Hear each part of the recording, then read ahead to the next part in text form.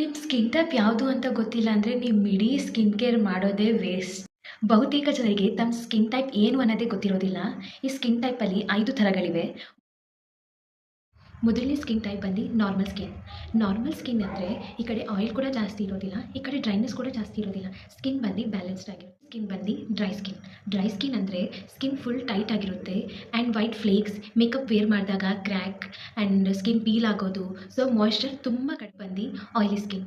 Oily skin ಅಂದರೆ face ತುಂಬ shiny ಆಗಿರುತ್ತೆ ಆ್ಯಂಡ್ ಈ ಸ್ಕಿನ್ನಲ್ಲಿ ಪಿಂಪಲ್ಸ್ಗಳು, ಪೋರ್ಸಸ್ ಇವೆಲ್ಲ ಜಾಸ್ತಿ ಇರುತ್ತೆ ಆ್ಯಂಡ್ ಆಯಿಲಿ ಫಾರ್ಮ್ ತುಂಬಾ ಜಾಸ್ತಿ ಇರುತ್ತೆ. Combination skin. ಕಾಂಬಿನೇಷನ್ ಸ್ಕಿನ್ ಅಂದರೆ ಈ ಟೀ ಝೋನ್ ಆಯಿಲ್ ಇರುತ್ತೆ. ಟೀ ಝೋನ್ ಅಂದರೆ ಫಾರೆಡ್, ನೋಸ್ ಆ್ಯಂಡ್ ಚಿನ್. ಈ ಏರಿಯಾ ಬಿಟ್ಟು ಬಾಕಿ ಏರಿಯಾಸ್ ಎಲ್ಲ ಡ್ರೈ ಇರುತ್ತೆ. ಸೊ ಈ ಸ್ಕಿನ್ ಬಂದು ಸ್ಕಿನ್ ಬಂದು ಸೆನ್ಸಿಟಿವ್.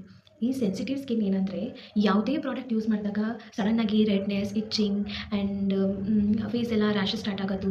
ಸೊ ಈ ಥರ ಸ್ಕಿನ್ ಟೈಪ್ಸ್ ಇದ್ದರೆ ಇದು ಸೆನ್ಸಿಟಿವ್ ಸ್ಕಿನ್.